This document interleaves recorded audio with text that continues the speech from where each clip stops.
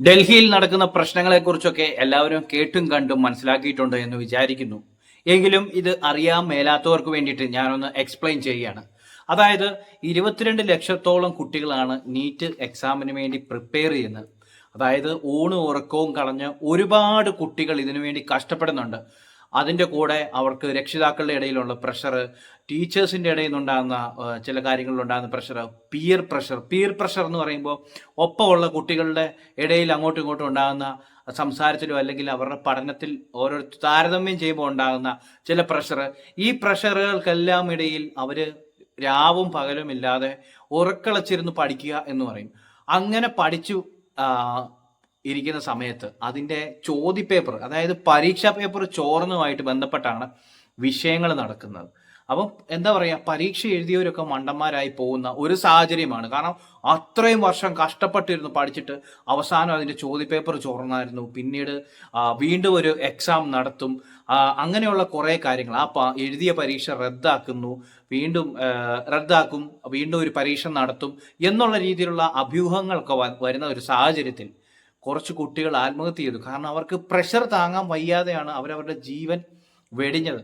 അപ്പോൾ എന്താ പറയുക, ചെറിയ പ്രായത്തിൽ തന്നെ വലിയ സ്വപ്നങ്ങൾ കണ്ട് അവർ അതിനുവേണ്ടി കഷ്ടപ്പെട്ട് ഒരു പരുവത്തിലേക്ക് തങ്ങളുടെ ജീവിതം എത്തിക്കുന്ന ഒരു സാഹചര്യത്തിൽ അവർക്ക് ഇങ്ങനെ ഒരു തിരിച്ചടി ഉണ്ടാകുമ്പോൾ താങ്ങാൻ പറ്റുന്നില്ല. അങ്ങനെ താങ്ങാൻ പറ്റാതെ നമ്മൾ സാധാരണ രീതിയിൽ ഒരു മനുഷ്യൻ, നമ്മൾ സാധാരണ ഒരു 10ാം ക്ലാസ്സോ +2 പരീക്ഷ എഴുതുന്ന പോലെയല്ല ഇങ്ങനെയുള്ള എക്സാമുകൾ, കോമ്പറ്റേറ്റീവ് എക്സാംസ് ഒക്കെ പ്രിപ്പയർ ചെയ്യുമ്പോൾ ഇതുമായിട്ട് ബന്ധപ്പെട്ട് പരീക്ഷ എഴുതുന്ന കുട്ടികൾക്കോ അല്ലെങ്കിൽ പരീക്ഷയ്ക്ക് പ്രിപ്പയർ ചെയ്യുന്ന ആളുകൾക്കോ മാത്രമേ അതിനെക്കുറിച്ച് നന്നായിട്ട് അറിയത്തുള്ളൂ. എന്താ പറയുക, ഉറക്കമില്ല, ഒരുപാട് സമയം അതിനുവേണ്ടി ചെലവഴിക്കുന്നു, മറ്റു കാര്യങ്ങൾ ഒന്നിലേക്ക് ഇടപെടാതെ പഠനം എങ്ങനെ ഇത് പാസ്സാകുക എന്നുള്ള ഒറ്റ ചിന്തയിലാണ് ഇവർ മുന്നോട്ടേക്ക്. അങ്ങനെ ഇരിക്കുന്ന സാഹചര്യത്തിലാണ് ഇങ്ങനെയുള്ള തിരിച്ചടികൾ ഉണ്ടാകുന്നത്. അപ്പം ഈ പരീക്ഷ റദ്ദാക്കി വീണ്ടും നടത്തണം എന്നൊക്കെ പറയുന്ന സാഹചര്യത്തിലാണ് ഈ പ്രഷർ താങ്ങാൻ മേലാതെ കുട്ടികൾ ആത്മഹത്യ ചെയ്തത്. പിന്നെ ഒന്നാമത്തെ കാര്യം, നമുക്ക് ഇതിൻ്റെ അകത്ത് ഒരുപാട് മനപ്രയാസം ഉണ്ടാക്കുന്ന കാര്യങ്ങളാണ്. പേഴ്സണലി ഓരോ കുട്ടികൾക്കും പരീക്ഷ എന്ന് പറയുന്ന പേടി, പരീക്ഷ ഒറ്റ ട്രിപ്പിൽ തന്നെ പാസ്സാകണം, അല്ലെങ്കിൽ വീണ്ടും എഴുതാൻ പോകുമ്പോൾ വീണ്ടും പഠിക്കണം, വീണ്ടും ഭയങ്കരമായ പ്രഷറും കാര്യങ്ങളും എല്ലാം ഉണ്ട്. ആ സമ്മർദ്ദങ്ങളെല്ലാം താങ്ങിയാണ് ഇവർ പരീക്ഷ. അങ്ങനെ ഇരിക്കുന്ന സാഹചര്യത്തിലാണ് ഈ നീറ്റിൻ്റെ എക്സാം ചോദ്യപേപ്പർ ചോർച്ചയും CBSE എക്സാമിൻ്റെ മൂല്യനിർണ്ണയത്തിൽ പാകപ്പിഴകൾ ഉണ്ടാകുകയും ഒക്കെ ചെയ്തു. അതിൻ്റെ അകത്തും എല്ലാം അപാകതകൾ കണ്ടെത്തുകയും ചെയ്തു. നാഷണൽ ടെസ്റ്റിംഗ് ഏജൻസി എന്ന് പറയുന്ന അവരുടെ സുതാര്യതയില്ലായ്മ, ഓരോ കാര്യത്തിലും ഒരു വ്യക്തതയും കൃത്യതയും ഇല്ലാതെ വന്നതോടുകൂടിയാണ് ഈ പ്രശ്നങ്ങളെല്ലാം ഇങ്ങനെ ആളുകളിലേക്ക്, എല്ലാവർക്കും മനസ്സിലാവുന്നുണ്ട് ഇതെല്ലാം എവിടെയൊക്കെയോ എന്തൊക്കെയോ പ്രശ്നങ്ങളുണ്ട് എന്നുള്ളത്. അങ്ങനെ ഇരിക്കുന്ന സാഹചര്യത്തിലാണ് ജൂൺ 6-ാം തീയതി 2026 ജൂൺ 6-ന് CJP, അതായത് കോക്രോച്ച് ജനതാ പാർട്ടി എന്ന് പറയുന്ന ആ ഒരു യൂത്ത് മൂവ്മെന്റ് അല്ലെങ്കിൽ ആ ഒരു പാർട്ടിയായിട്ട് നമുക്ക് കണക്കാക്കാം, ആ പാർട്ടി സമരം നടത്തുന്നത്. ആ സമരത്തിലേക്ക് ജൂൺ 28-ാം തീയതി സോനം വാങ്ചുക് എന്ന് പറയുന്ന ലഡാക്കുകാരൻ എത്തുകയും ചെയ്യുന്നത്. അദ്ദേഹം വന്നതിന് ശേഷമാണ് ആ സമരം, അതായത് ഒന്നുകൂടെ ശക്തമാകും. കാരണം അദ്ദേഹം നിരാഹാരം ഇരിക്കുകയാണ്, സമരപ്പന്തലിൽ നിരാഹാരം ഇരുന്ന്, അതായത് ഒരു 23 ദിവസത്തോളം നിരാഹാരം ഇരുന്ന് ആരോഗ്യ പ്രശ്നങ്ങളുണ്ടായി. അദ്ദേഹത്തിന്റെ ഒത്തിരി പ്രശ്നങ്ങൾ, വെയിറ്റ് ലോസ്, ആരോഗ്യ പ്രശ്നങ്ങൾ, ഇതെല്ലാം ഉണ്ടായിട്ടും അദ്ദേഹം അവിടെ സമരപ്പന്തലിൽ ഇരുന്നു. അവസാനം അദ്ദേഹത്തെ പോലീസ് പിടിച്ചുകൊണ്ട് പോയി അവിടുന്ന് തൂക്കിയെടുത്ത് ഹോസ്പിറ്റലിൽ കൊണ്ടുപോയി. എന്നിട്ടും അവിടെയും അദ്ദേഹം നിരാഹാരം ഇരിക്കുകയാണ്. എന്തിനാണ്? ഒരു നീതി കിട്ടാൻ വേണ്ടി.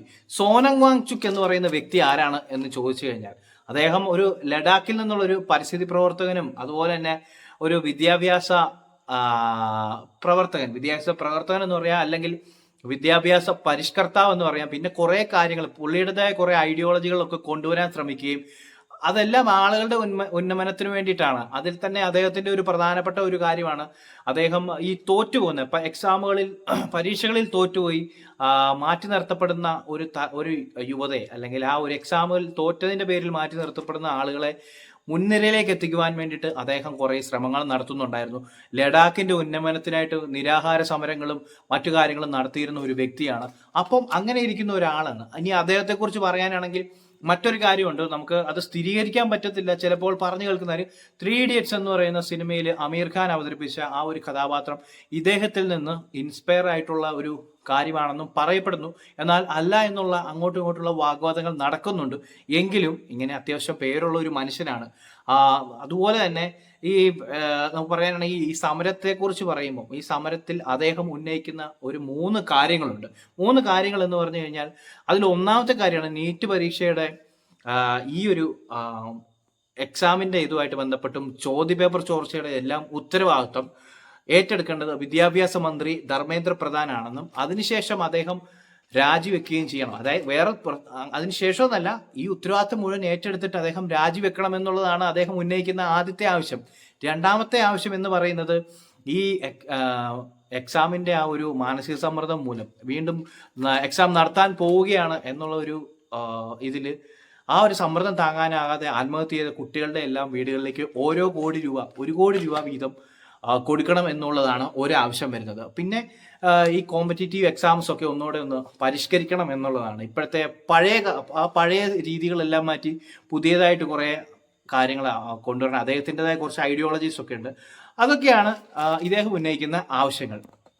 അപ്പോൾ എന്തു തന്നെയാണെങ്കിലും ഈ ആവശ്യങ്ങളെല്ലാം ഉന്നയിച്ചുകൊണ്ടാണ് അദ്ദേഹം ആ ഒരു നിരാഹാര സമരം നടത്തുകയും അദ്ദേഹത്തെ ഇപ്പം പോലീസ് പിടിച്ച് ഹോസ്പിറ്റലിലേക്ക് ആക്കുകയും ചെയ്തത്.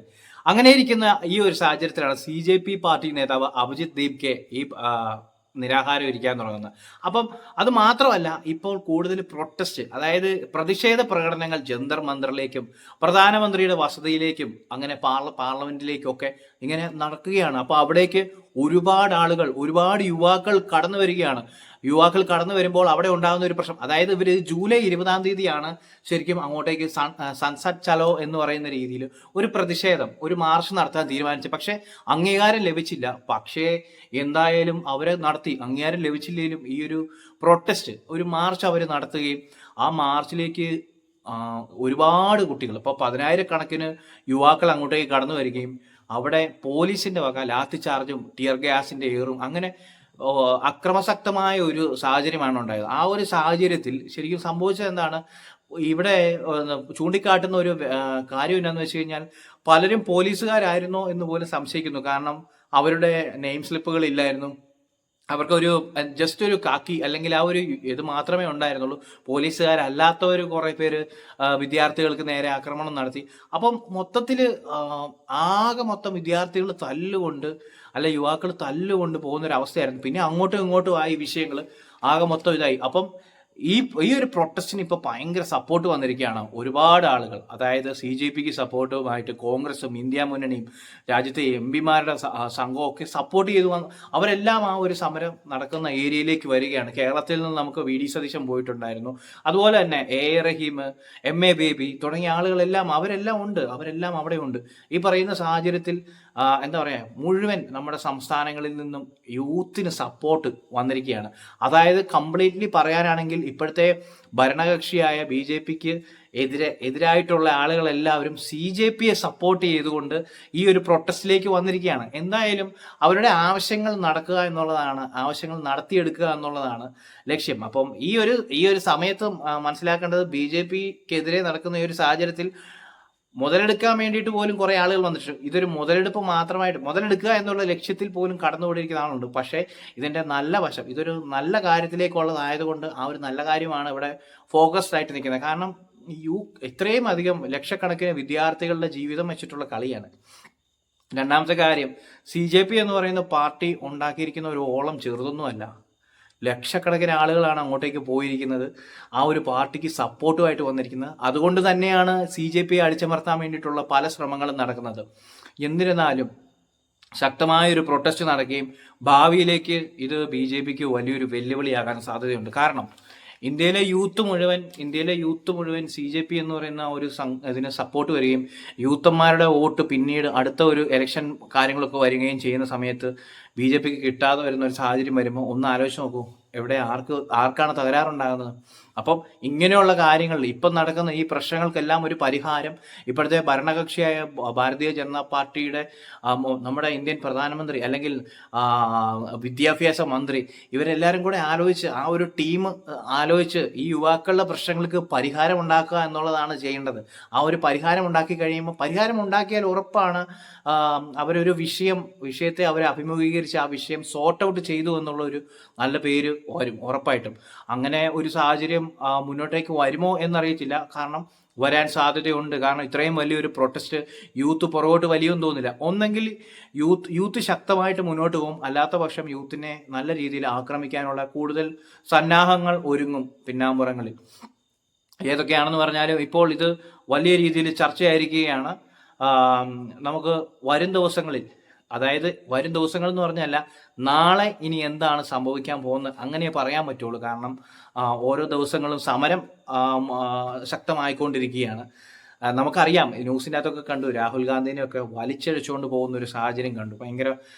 അത്രയും ഭയങ്കര ശക്തമായ രീതിയിൽ എതിർക്കുന്നുണ്ട് എന്നുള്ളതാണ്. അവർ സപ്പോർട്ട് ചെയ്യുമ്പോൾ രാഹുൽ ഗാന്ധിയൊക്കെ ഈ പറയുന്നത് പോലെ തന്നെ ഈ CJPയെ സപ്പോർട്ട് ചെയ്ത് ഈ പ്രൊട്ടസ്റ്റിനെ സപ്പോർട്ട് ചെയ്ത് കട്ടയ്ക്ക് കൂടെ നിൽക്കുമ്പം ഒരു പ്രതിപക്ഷ നേതാവ് എന്ന നിലയിൽ അദ്ദേഹത്തെ ചവിട്ടി വലിച്ച് താഴെയിട്ട് വലിച്ചുകൊണ്ട് പോകുന്ന സാഹചര്യമൊക്കെ നമ്മൾ ന്യൂസിൽ കൂടെ കാണുകയുണ്ടായി. അപ്പം എന്തുമാത്രം അതായത് ഒരു കലുഷിതമായിട്ടുള്ള ഒരു അവസ്ഥയാണ് അവിടെ എന്നുള്ളതാണ് നമ്മൾ കാണുന്നത്.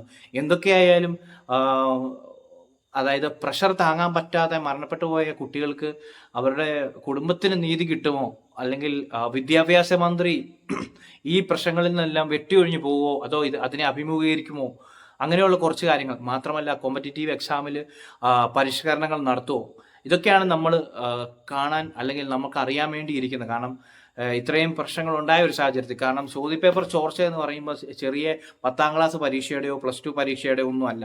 അത് ഇതുപോലെ വലിയൊരു കോമ്പറ്റീറ്റീവ് എക്സാം, അതും നമുക്കറിയാവുന്നതാണ്. ഇങ്ങനെയുള്ള പരീക്ഷകൾക്കൊക്കെ വേണ്ടിയിട്ട് വിദ്യാർത്ഥികൾ വരുന്ന സമയത്ത് അവരെ അത്രയും അവരുടെ വസ്ത്രത്തിലെ ഓരോ ബട്ടണിൽ പോലും ചെക്ക് ചെയ്ത് അതുപോലെ സെക്യൂർഡായിട്ട് എന്താ പറയുക, അത്രയ്ക്ക് ടോപ്പ് സെക്യൂരിറ്റി ലെവലിലാണ്, അത്രയും ചെക്കപ്പൊക്കെ നടത്തിയതിനു ശേഷമാണ് അവരെ പരീക്ഷയ്ക്ക് പോലും കയറ്റുന്നത്. അങ്ങനെയുള്ള സാഹചര്യത്തിൽ അത്രയും വിദ്യാർത്ഥികൾ പഠിച്ച് അവരുടെ ലൈഫ് തന്നെ സാക്രിഫൈസ് ചെയ്ത് അവർ പരീക്ഷ എഴുതാൻ വേണ്ടി വരുമ്പോൾ, അല്ലെങ്കിൽ പരീക്ഷ എഴുതി കഴിയുമ്പോൾ തങ്ങൾ എഴുതിയ പരീക്ഷ മാറ്റിവെച്ചു എന്ന് പറയുമ്പോൾ ഉണ്ടാകുന്ന ഒരു ദണ്ണം എന്ന് പറയുന്നത് ഞാൻ പറയുന്നതിലും അല്ലെങ്കിൽ കേട്ടിരിക്കുന്ന ആളുകൾ പരീക്ഷ എഴുതാനോ പരീക്ഷയ്ക്ക് പ്രിപ്പയർ ചെയ്യുന്ന കുട്ടികൾക്ക് ആ ഒരു ദണ്ണം മനസ്സിലാവുള്ളൂ. കാരണം നമ്മളെപ്പോലെയുള്ള സാധാരണക്കാർക്ക് അതിന് മനസ്സിലാകത്തില്ല. പകരം പരീക്ഷ എഴുതുന്ന ഓരോ കുട്ടിയോടും ചോദിച്ചു കഴിഞ്ഞാൽ, അല്ലെങ്കിൽ ആ ഓരോ കുട്ടിയുടെ മാതാപിതാക്കളോട് ചോദിച്ചു കഴിഞ്ഞാൽ, കാരണം മാതാപിതാക്കൾക്ക് അറിയാമല്ലോ മക്കൾക്ക് എന്തുമാത്രം ടെൻഷൻ ഉണ്ടാകും എന്നുള്ളത്, ആ ഒരു കാര്യങ്ങൾ അവരോട് ചോദിച്ചാൽ മാത്രമേ മനസ്സിലാവൂ. അപ്പോൾ ഇതിനൊരു പരിഹാരം ഉണ്ടാകുമോ എന്നുള്ളതാണ് വരും ദിവസങ്ങളിൽ നമുക്കറിയാനുള്ളത്. അപ്പം എൻ്റെ അറിവിൽ എനിക്ക് കിട്ടിയ കുറച്ച് വിവരങ്ങളാണ് ഞാനിവിടെ പറഞ്ഞത്. ഇതിലെന്തെങ്കിലും അഭിപ്രായങ്ങളുള്ളവർ താഴെ കമൻറ്റ് ചെയ്യുക. ഇനി ഞാൻ പറയാൻ വിട്ടുപോയ എന്തെങ്കിലും കാര്യങ്ങളുണ്ടെങ്കിൽ, കാരണം ഇതെല്ലാം ഞാൻ വാർത്താ മാധ്യമങ്ങളിൽ കൂടെ അറിഞ്ഞും കേട്ടും മനസ്സിലാക്കിയ കാര്യങ്ങളാണ് ഇവിടെ നിങ്ങൾക്ക് മുമ്പിൽ പറഞ്ഞത്.